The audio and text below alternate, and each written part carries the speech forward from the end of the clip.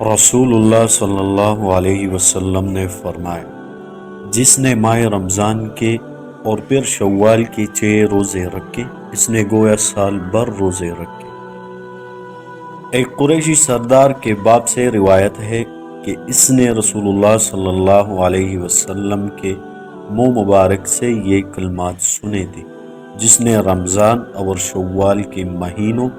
اور پھر بدھ، جمعرات اور جمعہ کے روزے رکھ کے وہ جنت میں داخل ہو جائے گا۔ رسول اللہ صلی اللہ علیہ وسلم نے فرمایا، جس نے رمضان کے روزے رکھ کے پھر اس کے بعد شوال کے 6 روزے رکھے تو یہ پورا سال مسلسل روزے رکھنے کی طرح ہے۔ سیدنا ابو ایوب انصاری رضی اللہ عنہ سے روایت ہے،